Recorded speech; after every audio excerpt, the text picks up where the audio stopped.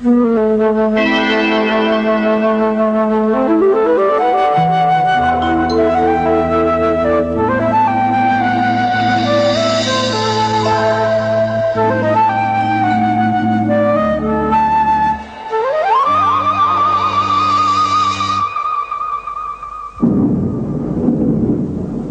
the beginning of this century, no living European had set eyes on Lhasa, this holy city of Tibet. Tibet was a forbidden land.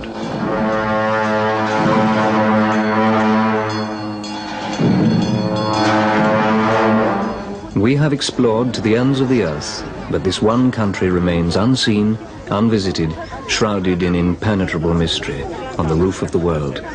Tibet is one of the last secret places on earth.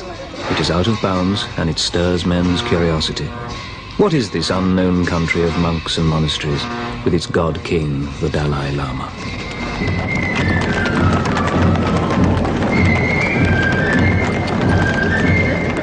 This film tells the story of the unveiling of Tibet. But the Tibet that is revealed in this film is gone forever. In 1950, the Chinese invaded and swept away the old order. Now you'll never see the Tibet that 80 years ago so stirred men's curiosity. Then, concealed behind the Himalayas, Tibet was one mystery that the 19th century had left to the 20th to explore.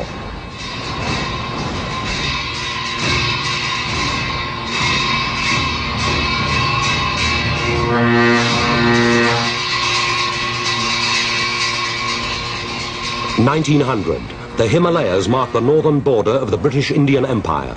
It stretches 2,000 miles from China in the east to Afghanistan in the west, a buffer state between the British and the expanding Russian Empire. To the north is Tibet, a no man's land between rival powers.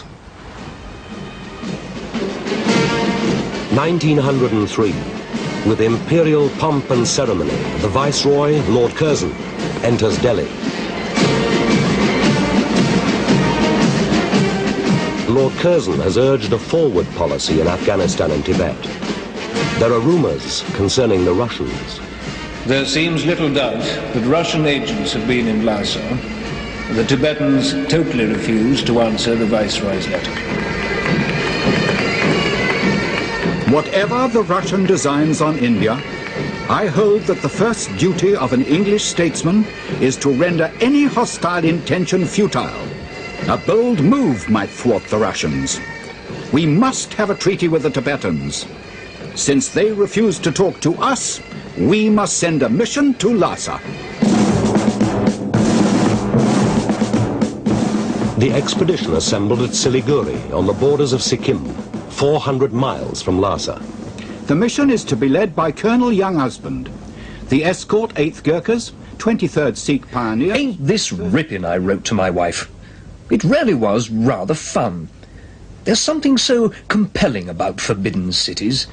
We were just like schoolboys with excitement. Cheer, boys, cheer, the country for the country. Cheer, boys, cheer, the willing, strong, right. I met two major generals. Each independently remarked that Tibet would be an A1 place for curios. The pass which leads into Tibet is at 14,400 feet. There's something so strange about the atmosphere at such an altitude. One feels one were on another planet.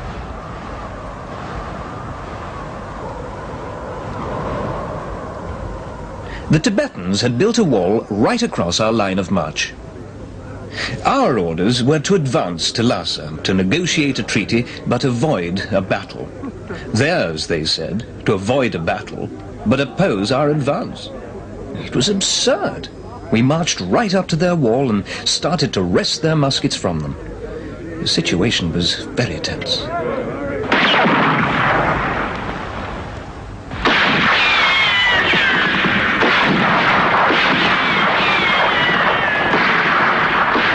They just walked away. Why, in the name of all their Buddhas, didn't they run? It was a most dismal victory. We plunged on into the unknown towards Lhasa. Bang upon the bass drum, clash upon the cymbals, we'll sing as we go marching along, boys along. There was tremendous excitement. Tomorrow, August the 4th, 1904, when we enter Lhasa, the forbidden city of the Dalai Lama, an epoch in the world's history will have been marked. We will have unveiled the last mystery of the East. It is nearly 100 years since Thomas Manning, the only Englishman until today who ever saw Lhasa, preceded us.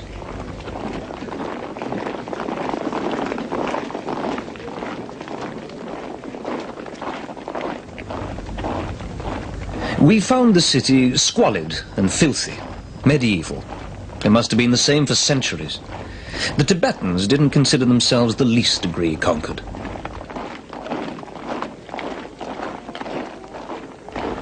And above all this, the Potala, the abode of the Dalai Lama. That frowning cliff of 1,000 sightless windows and hidden corridors. It captured and held the imagination. The lamas behind those blind walls, invoking the aid of their magic to overthrow the intruders who had destroyed the inviolability of their sacred place. The Dalai Lama had achieved the impossible, vanished, been spirited into the air. His flight was really a secret. It added fearfully to the mystery of the place. For 2 months we were in Lhasa attempting to find an official who, in the absence of the Dalai Lama, would agree terms. We wanted the Tibetans to have no dealings with any foreign power, i.e. the Russians, without first consulting us. That was the crux of the matter. Eventually someone was found to sign the treaty. On October the 6th, 1904, the British marched out.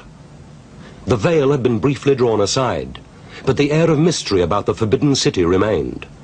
Now, for nearly 20 years, no European was to go beyond Gyansi, halfway to Lhasa, where, under the terms of the treaty, a British trade agency was established.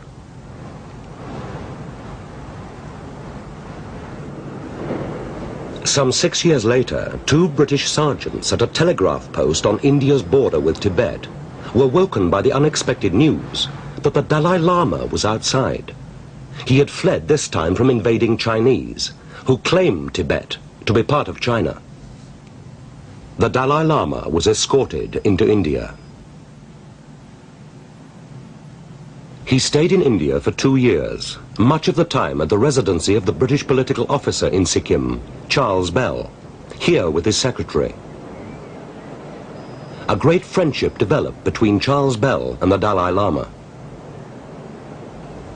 When the Chinese were expelled from Tibet in 1912, the Dalai Lama returned to Lhasa, and Charles Bell was invited to visit him. Where Bell's invitation had opened the way, his successors as British political officers in Sikkim were later able to follow. When, in 1932, another political officer in Sikkim, a Major Weir and his wife, went to Lhasa for this, their second visit, they took with them their daughter, Joan Mary. I was only 19 at the time, so you can imagine it was the most thrilling thing that could possibly happen.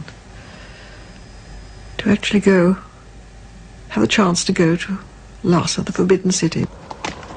The journey took about 3 weeks, and the exciting thing was it was a place nobody else went to. The very inaccessibility of Tibet was part of its allure. There was only this one route to Lhasa. Yaks and mules the only transport possible across the Himalayas onto the high plateau of Tibet. It was the same route that young husband had taken nearly 30 years earlier.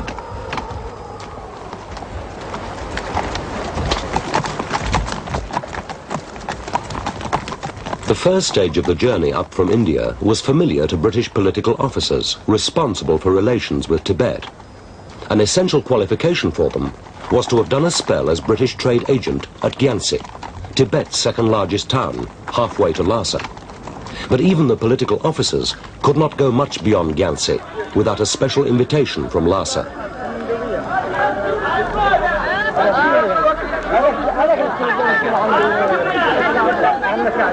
Outside Gyansi, the Sangpo River was the barrier that could not be crossed without that invitation.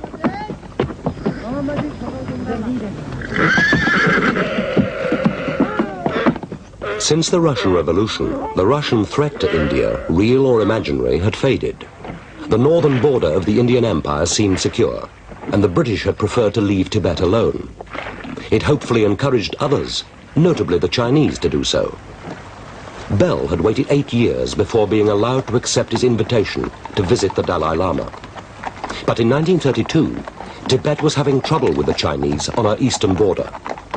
Major Weir had succeeded in getting himself invited up to Lhasa to help find a solution. Britain was anxious to maintain good relations with both China and Tibet.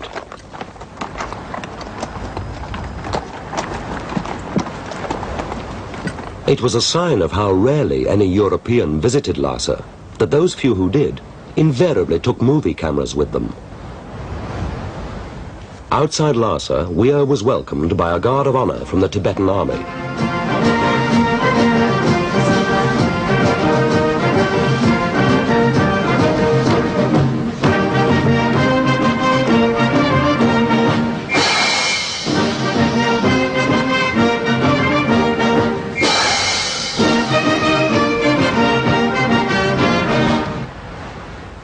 The first duty of the political officers on arriving at Lhasa was to visit the Dalai Lama, the mysterious god-king of Tibet. He could be quite worldly, as the wife of Weir's successor recalls. He got down from his throne and had 2 chairs brought in, and he and I sat together. And we went on eating fresh peaches, whilst Derek showed him Charlie Chaplin. And then we just sat and talked. But it was all quite informal. What impressed me were his ears. They're so huge. And he had piercing eyes. He never missed a trick. And he had very long fingernails. You know, you felt him inspired you with something, only to be in his presence. In 1935, 2 years later, the Williamsons went again to Lhasa, accompanied by a Dr. Guthrie. The 13th Dalai Lama had died the previous year. While the Tibetans searched for the child in whom the God of mercy would return, a regent was to preside at Lhasa. The purpose of this visit was to greet the regent on his installation, to mediate in yet another dispute the Tibetans were having with the Chinese, and to further good relations between the British and Tibet.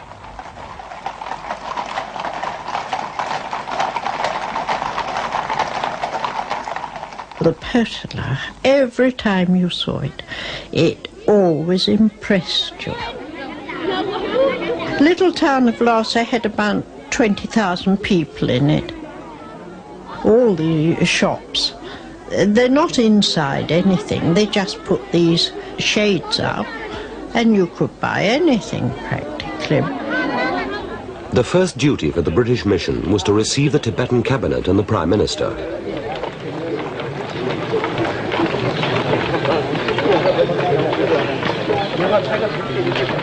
And then after that we had a children's party. There'd never been one in Lhasa before, and they thoroughly enjoyed that. And they had all these races, egg and spoon, and data races, sack races.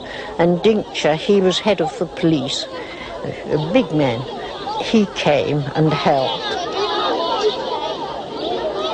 We also gave a firework party, and that was a roaring success. And we had the Catherine wheels and the rockets and, you know, the things that blazed and bangs. And, well, of course, it had never been heard of up there before. It was part of the mission to visit the monasteries, particularly Drepung, where there were reputed to be 7,700 monks. Most of them had to keep to their rooms in case they got out of hand, a curiosity. It was about a mile from the road and really looked like either Malta or the Riviera. It was so big, it had 4 colleges, and we went through them all, and the kitchens.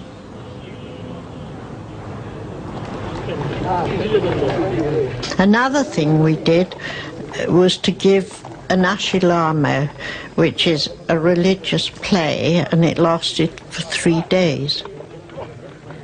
We had the Prime Minister and the Cabinet, all the different ranks of officials.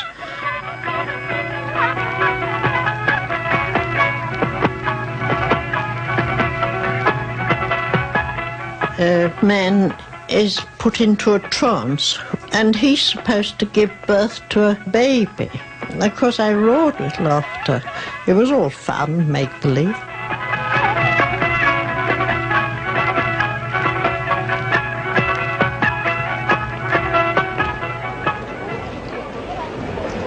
After the Williamsons had been nearly 2 months in Lhasa, the regent finally arrived from the monastery of Retting, 60 miles from Lhasa.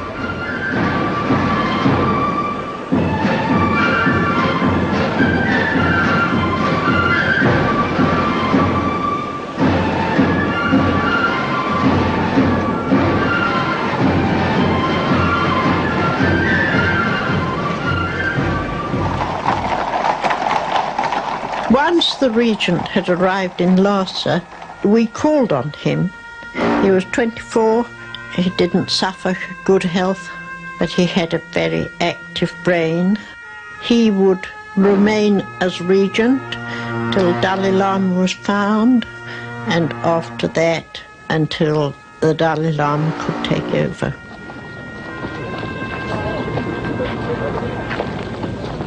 Frederick Williamson had been ill for some time. He died in Lhasa. To continue his work, another mission went to Lhasa the following year. It was led by Basil Gould, who had succeeded Williamson as political officer in Sikkim. We were a large party. Philip Neame, VC, came to give the Tibetan government such advice as they might need on military matters. And Hugh Richardson, on my right here, came on with us up to Lhasa. I'd known Sir Basil Gould in the northwest frontier, and he knew I was interested in Tibet, and he very kindly sent for me as his assistant political officer. Well, the purpose was the same, basically, as all the preceding missions, but had a sharper intention because after the death of the 13th Dalai Lama, the Chinese had managed to get a small mission into Lhasa, and there seemed no good reason why we should leave them holding the field. When Sir Basil Gould found he had to go back to his post in Sikkim, he simply informed the Tibetan government that I would be staying on to deal with outstanding questions. And the Chinese didn't go, and we didn't go. Nobody had really been in Lhasa for so long, and we had to find out who was important and who was friendly, and to get to know how the Tibetans thought and how they lived. Tibetan society were always conscious that it had two aspects. One was the layman and the other was the monk. And the monks were the most important part of it. Well, Lhasa as a town was essentially a small medieval city. It was also comparable with the Middle Ages in the way that pilgrimage was extremely important.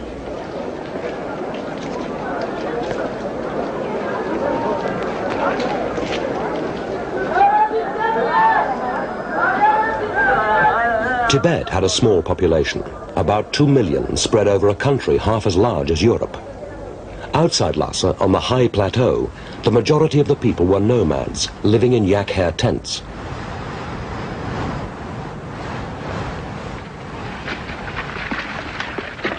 Much of Tibet was at an altitude of 14,000 feet, the land bare and barren.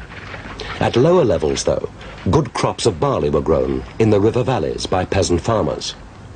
For all the people of Tibet, Lhasa was very much the heart of the country. Lhasa was the heart and soul of Tibet. The whole government was centered there, apart from district officers in remote parts, and it was, and had been for centuries, the center of religion.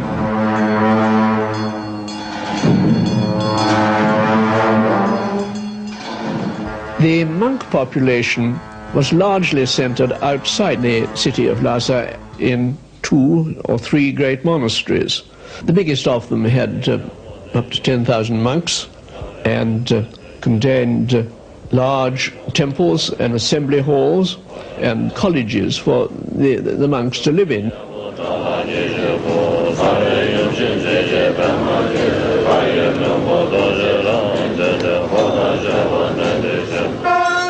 It was always supposed that a third of the male population in Tibet became monks. It was possible to be chosen to enter a monastery from the age of 5 or 6. It was considered a matter of pride and prestige for the family to have at least one monk in the monastery.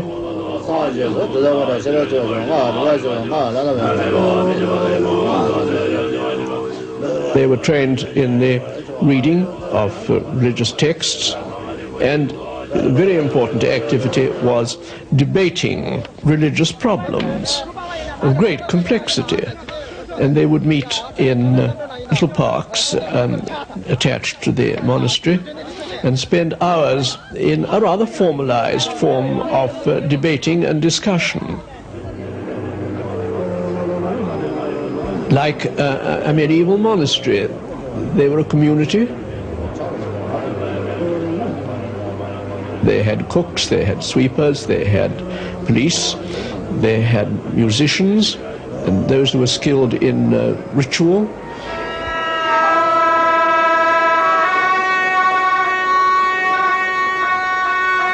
Monks also held an important place in government. When Hugh Richardson was in Lhasa, the main concern of the Tibetan government was to find the reincarnation of the Dalai Lama. And the most promising candidate they found was discovered in territory under Chinese control. The question was, how could they get him back to Lhasa without Chinese influence coming back? And there were very prolonged negotiations about that. In fact, eventually the Tibetan government had to buy him, and we helped them with that. We provided them with a lot of silver so that they could pay the ransom. And a special party went out to a huge reception camp to meet him, to bring him in state.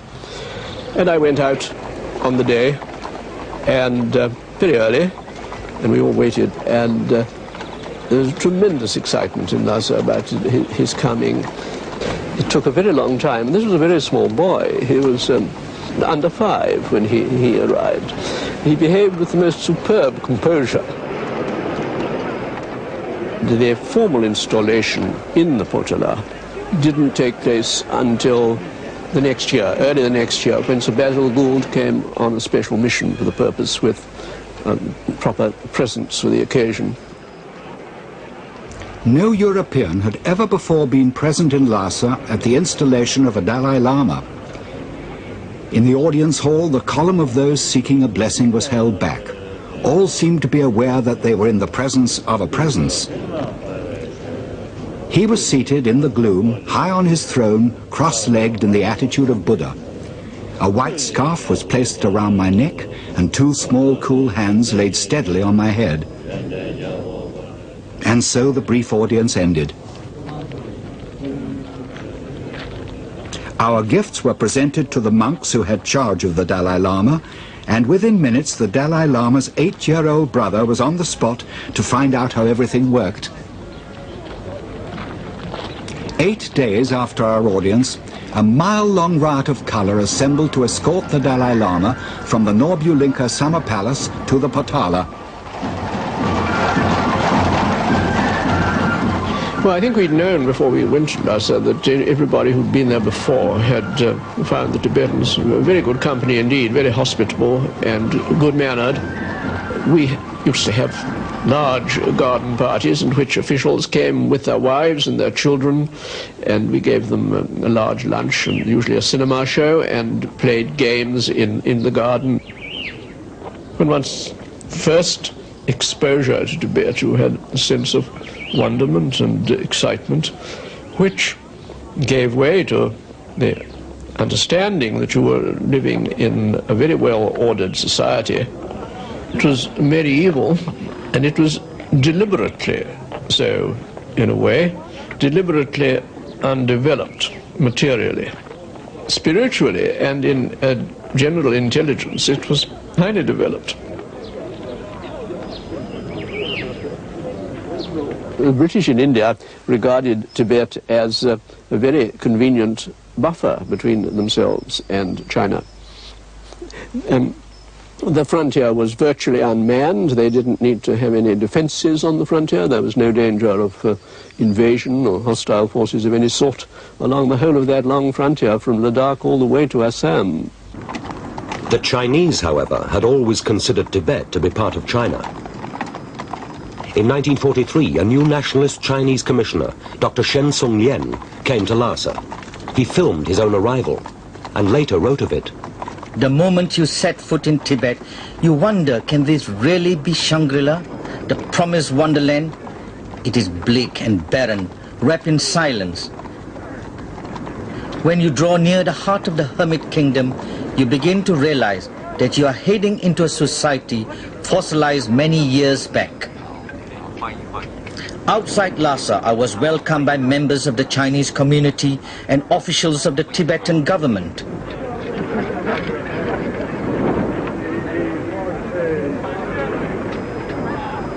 I had been charged to keep open the caravan route to war-torn China, to counter British influence and to strengthen the ties between China and Tibet. Since 1911, Tibet has to all practical purposes enjoyed full independence. But Tibet and China for many hundreds of years have been bound by a spiritual and earthly connection. The Buddhist religion of Tibet, guarded by the aid and protection of China, a relationship that has been weakened by wars and revolution in China. Tibet in the 1940s was still the forbidden land, closed to all foreigners except these few political officers, British and Chinese, countering each other's influence on the fringes of their respective empires.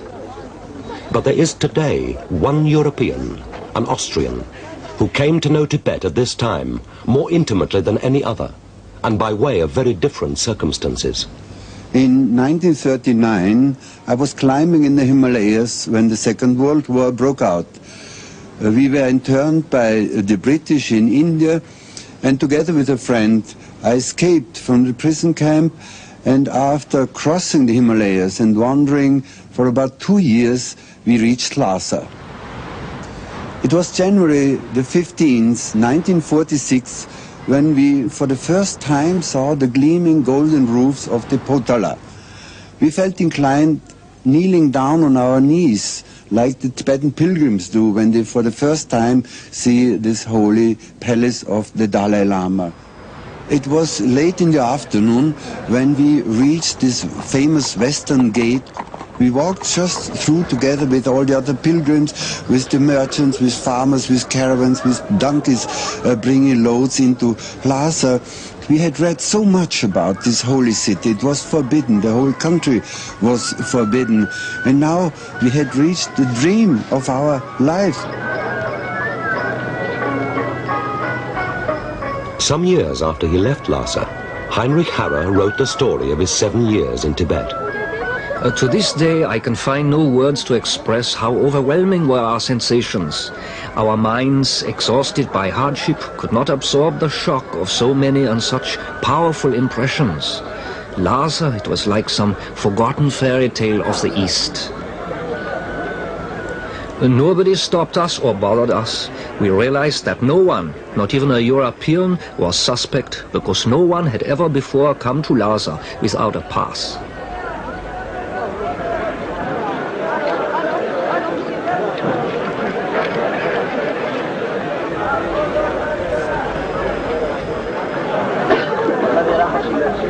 It is probable that no country in the world would welcome two poor fugitives as Tibet welcomed us. The world we had come from was still at war, half Europe was in ruins, and our country was going through hard times. We had nowhere else to go. After the initial furor of our unexpected arrival in Lhasa, we were invited to stay at the house of the famous Sarong. Sarong, a former cabinet minister, was now in charge of the Lhasa Mint. His was a large house with a beautiful garden. Everyone wanted to see us. We were the talk of the town and had a constant stream of visitors, many of whom became good friends. I was to live in Lhasa for 5 years and became an employee of the Tibetan government. Among our visitors were many highly placed monks who courteously brought gifts. I got to know many of them well when I later became a friend of the young Dalai Lama. The Dalai Lama, the living Buddha, a child, but the heart of the concentrated faith of thousands. In the spring, he would leave the Potala in a gorgeous procession for the summer palace. It marked the beginning of the warm season. Pilgrims from the remotest parts of Tibet would undergo countless hardships in order to witness once in their lives this brilliant manifestation of their religious faith.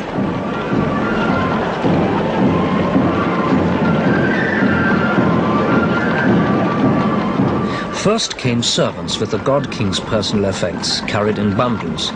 At an interval behind rode monks with banners decorated with texts.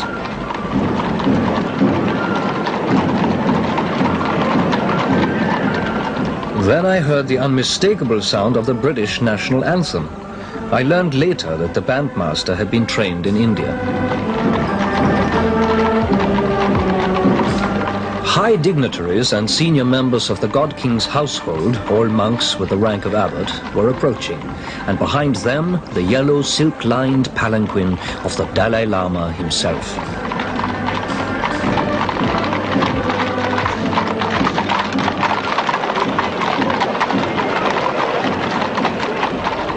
Behind the Dalai Lama came the secular authorities in descending order of rank. We could not close our hearts to the religious fervor that radiated from everyone. Religion is the heart and fabric of Tibet, the daily life of the people ordered by their religious beliefs. The 4th month of the year is the holy month, the month of 100,000 merits. From the first day, men and women, rich and poor, walk the Linko, the holy walk round Lhasa.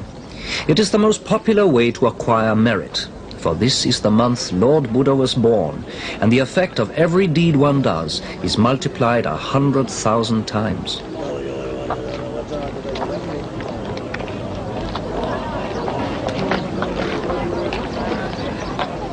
In all my years in Tibet, I never met anyone who expressed the slightest doubt about the truth of Lord Buddha's teachings.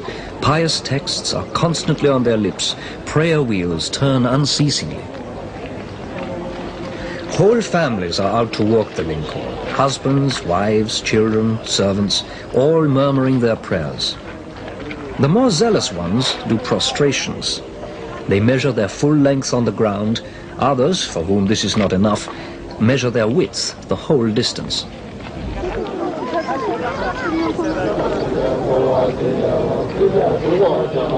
Charity is poured upon beggars, for giving of charity brings added merit. Some sit beside running streams, dipping images of Buddha into the current.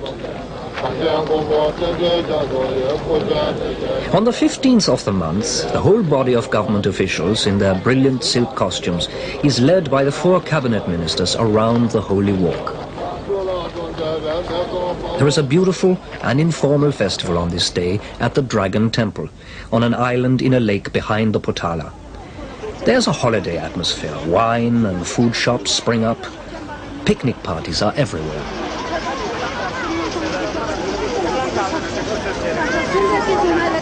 The government ministers preside over a small ceremony in the Dragon Temple. Afterwards, they are rowed around the island in hide boats, and they sink 5 treasures into the lake as a dedication to the gods.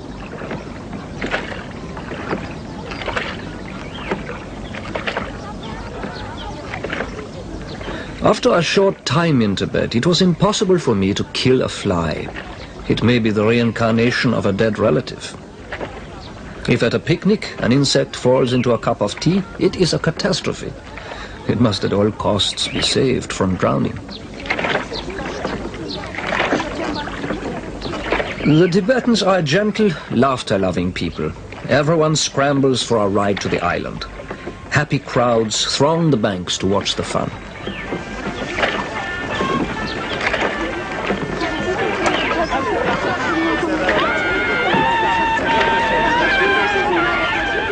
To the citified people of Lhasa, the summer means camping and picnics. Among the common folk in particular, the best traditions of nomadic life are kept alive. In the 5th month, they put up their tents in the groves along the Kichu River, crowding certain spots till it is like a bazaar, for a week or a fortnight or even longer.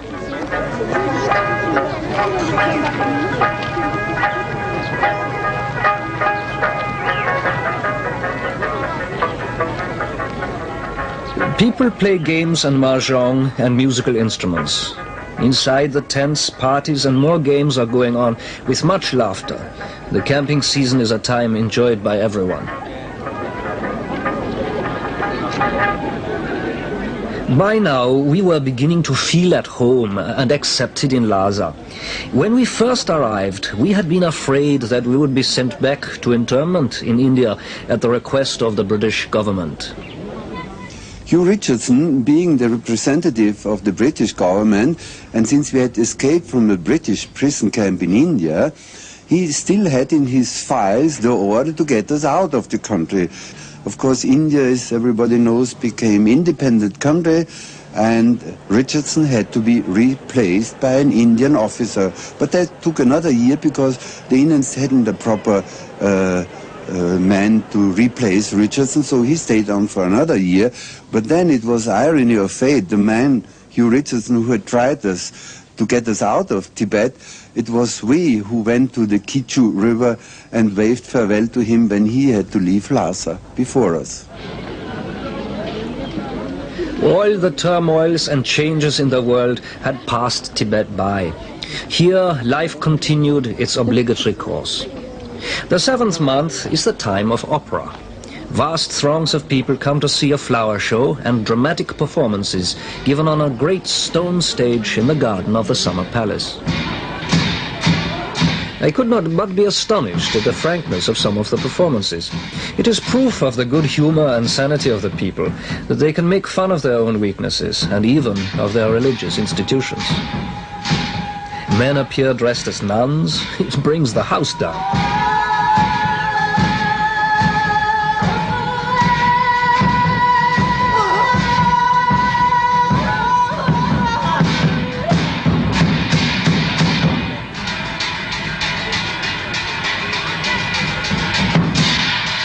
In the autumn, the Dalai Lama would return from the Noblinka with pomp and circumstance to the Potala. It marked the end of the warm season and the beginning of winter. I would feel sad for the child god who was now to be isolated in that dark and gloomy fortress, while in the town below, other children were enjoying themselves. Despite its altitude, snow is rare in Lhasa, even in winter. Winter is the time of the New Year, celebrated in Tibet by the Great Prayer Festival on the last day of the old year, the 29th day of the 12th month, which falls in our February. There is a dance drama in the stone courtyard of the eastern wing of the Potala.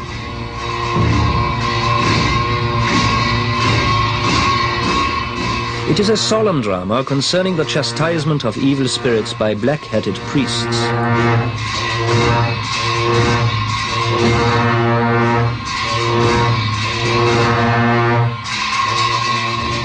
The climax of the show comes when the leading priest tosses a cup full of wine onto a picture of a demon in a boiling pot of oil. And the New Year festivals begin. Every year, a man climbs a high pole erected below the Potala to a revolving plank to amuse the vast crowds which pack the narrow streets of Lhasa for the 3-week festival. All the civil servants take part in archery competitions, a tradition dating back to Mongol times. On the 3rd day, the 20,000 monks from the great monasteries descend into Lhasa, doubling its population. It is the start of a strict and formidable regime.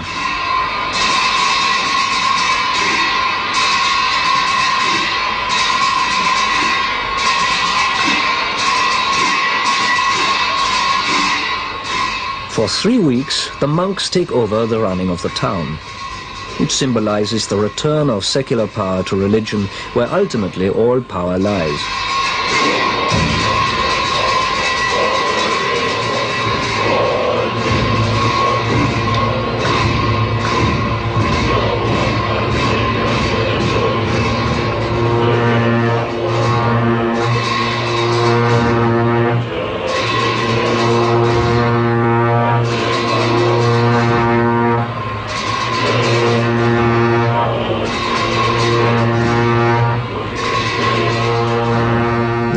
Of the three great monasteries proceed to the Jokang Cathedral in the center of Lhasa. There the magistrates of the city hand over their keys of office and bow before the new powers. The 15th day of the new year is one of the great days. From the windows of one of Sarong's houses overlooking the main street, we saw strange frame-like objects rising from the ground. They were for sculptures made by the monks out of butter of different colors. In the evening there is a competition between monasteries in the production of these masterpieces, but by daybreak they will have vanished. Their destruction is to drive home the Buddhist theme that all life is transitory and has no more substance than dreams.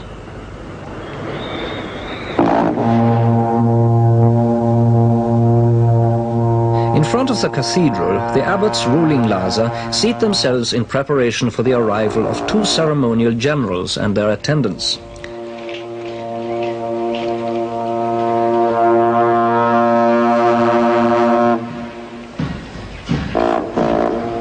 The generals lead an army of 1,000 soldiers in ancient armor.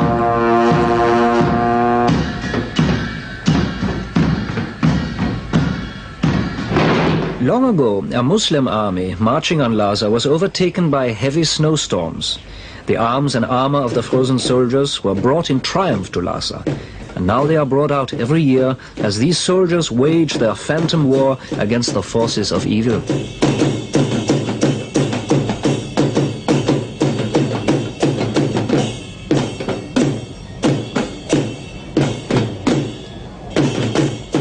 The New Year ceremonies were not yet at an end.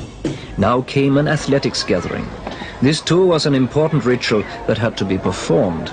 We watched it from the second floor of the Chinese legation. Men came out of the crowd to take each other on in wrestling bouts that had their own particular rules.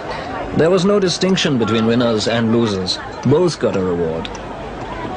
Next came a weightlifting competition. The weight, a very heavy, smooth stone which must have seen hundreds of New Year festivals.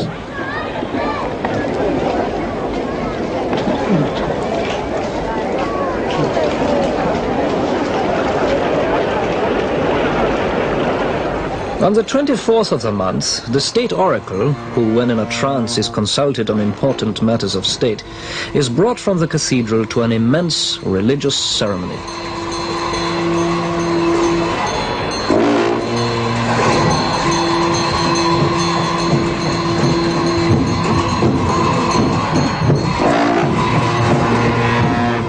In front of the Potala, where there is a vast gathering of monks, the state oracle predicts specific events for the year to come.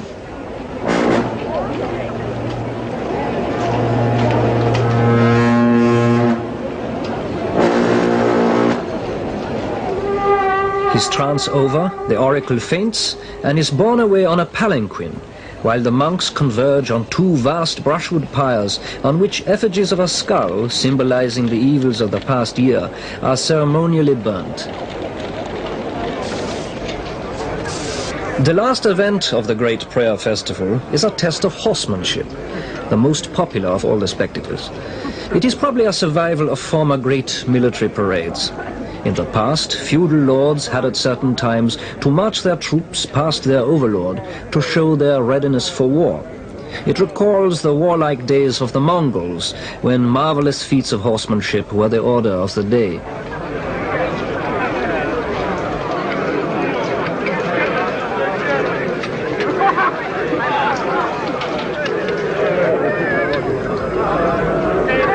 The general's assistants announce that each contingent is present and correctly attired. Then, when the competitors themselves have paid their respects to their commander, the games can begin. The great festivals are really an occasion for displaying pomp and power, and the high dignitaries know that they owe it to the people to make a good show. The common people enjoy no luxury themselves, but appreciate it in their betters. When on the last day of the festival the 4 cabinet ministers exchange their costly headdresses for the red-fringed hats of their servants in order to show for a moment their equality with the people, the enthusiasm and admiration of the public knows no bounds.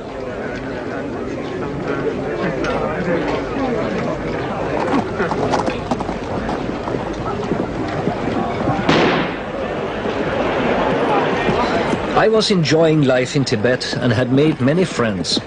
It was an archaic country, intentionally undeveloped in our sense, but in its own special way, it was a sophisticated cultural society, and it worked. The people were happy with the way they lived.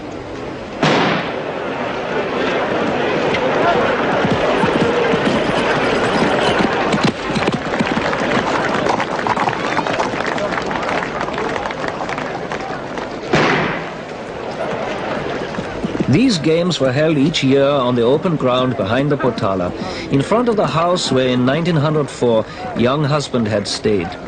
Then he and his mission were the first Europeans of the time to see Lhasa. I didn't know it then, but I, 45 years later, was to be the last European to see the old Tibet. The Chinese were about to enforce their claim that Tibet is part of China. It was about during the New Year's celebrations in 1949 that the Tibetans, and especially the government, realized the real threat of the Chinese communists. They had already conquered Xinjiang, Turkestan in the north, and even the parts bordering eastern Tibet. The Tibetans were afraid of being occupied by the Chinese. They knew, of course, that the Chinese communists will not tolerate their religion. Then one day the Tibetan government decided to expel the whole Chinese mission in Lhasa. They were complimented out with a big band of musicians and scarves around their necks, and for the Tibetans it meant that they wanted to show to the whole world that they are an independent country. I realized, of course, myself that the writing was on the wall of the old Tibet, and His Holiness the Dalai Lama said the threat is so imminent, you must leave right away, you might be the first they will take prisoner. I'd escaped from the British into Tibet, and it was certainly the last place in the world from where you had thought you would have to escape again.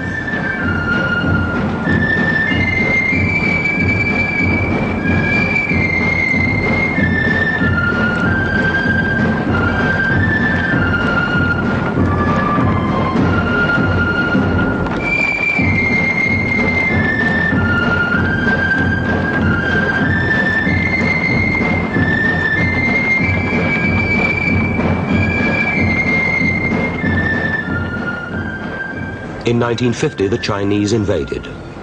Today, nothing remains of that Tibet that 80 years ago was called the One Mystery the 19th century had left to the 20th to explore.